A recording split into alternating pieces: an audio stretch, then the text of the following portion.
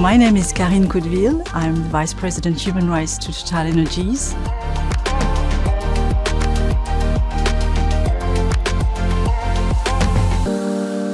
The UN Guiding Principles on Business and Human Rights. Yes, these are sets of rules that all businesses now need to have embedded in their own processes.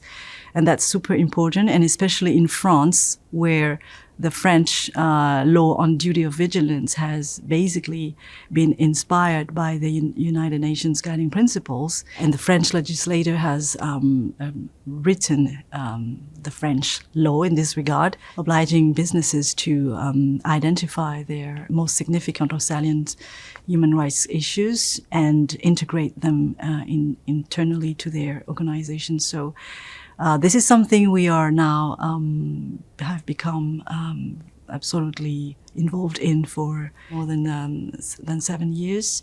So we are publishing every year our analysis of what our salient human rights risks are. So as the law in the days was new and didn't provide much, details on how to do it, we just took inspiration from the UNGPs. Nothing was written for us to do this, but this was the most natural thing to do. So using the same criteria that you know very well, the severity, likelihood, and further on, we had to have a prioritization lens to make sure that our action plan was properly devised to tackle and address each of the human rights risks that we would have identified. So that's something that we are very keen doing. We have the organization in place to do that. We've been doing that for many years. So when CSRD came, which is the European Corporate Sustainability Reporting Directive, it was kind of, okay, we know how to do it already, right? It's another reporting. We've been reporting for 6 years. So no massive change with respect to the organization in place to do this. It was the same people doing another new additional reporting. The only difference was the new matters that the CSRD brought. For instance, the climate piece, the environmental piece, and in addition to human rights, the downstream due diligence, but of course all the standards we needed to be very compliant with. So an interesting period of time. So first with a lot of conflict issues, and then to pause a little bit and work on some more reporting type of activities.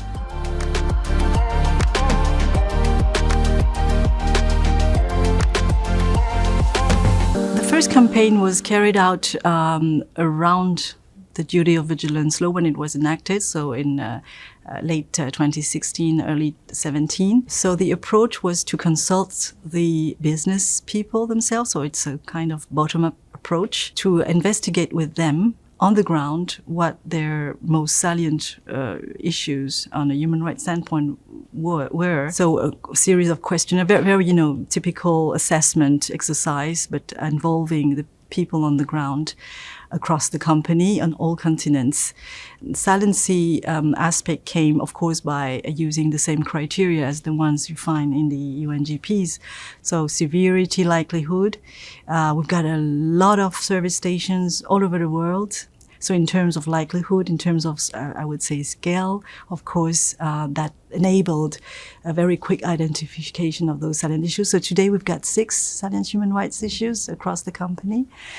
3 relating to what we call the human rights in the workplace, so relating to forced labor, child labor. The second one is discrimination of any sorts, whatever the reason. And third is the decent and sufficient working conditions of the workers. And that applies to the workers, our employees, but also the supply chain workers. 2 other human rights issues, salient ones, are relating to local communities. So the first one is about the access to land disputing the use of a land is always an issue. Our company needs a lot of land. Everything that is onshore anyway it requires land. So of course it's a matter of disputing the use of that land to somebody else or whatever the reason for people, because people are living on that land, are using that land for hunting or for agriculture. And then we've got a second human rights issue regarding local communities that is about their sufficient living conditions, so the livelihood. It's about their ability to have access to water, to healthy environment, to sanitations, etc. And then the last, which is the sixth salient human rights issue, is about the possibility of misuse of force whenever we need governmental or private company security forces to protect our assets or personnel in any country. In that case, there is a risk of misuse of force. And not all businesses are in this type of countries. We are. This risk of misuse of force is one that is a salient one. Since we have identified it, we've embedded it in our processes.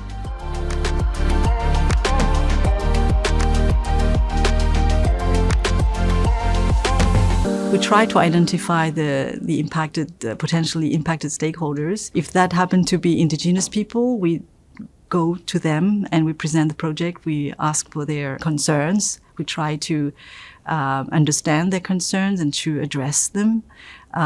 Sometimes to redesign, if that's possible, because of the impact we have heard of. We can redesign a project, the track of a pipeline, for instance.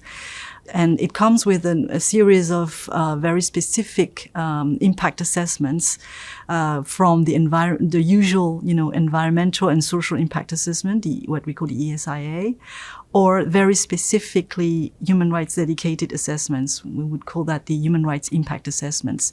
Sometimes we have other assessments like the cultural heritage impact assessment, and sometimes, because of conflicts again, that could be a conflict sensitivity analysis. Okay, so you have all series of different impact assessments, and that's ahead of launching an investment or launching any project. And then there's the life of the project from day one, from excavations, etc. Typically, the project team would create or set up what we call grievance mechanisms to make sure that local stakeholders can voice up their concerns along the project. If they have any concerns, even concerns that they haven't been able to identify earlier, the grievance mechanism is there to hear that, usually digital tool or a basic piece of paper in a grievance box, or what we call a community liaison officer, so people of ours going in the villages, meeting the village leaders, knocking at doors, listening to concerns that are shared live, and that's becoming a claim that we need to deal with and to settle. So we are looking at everything. Of course, it's being distributed to whoever is the most knowledgeable person to answer to that. But this is how we usually work in a nutshell.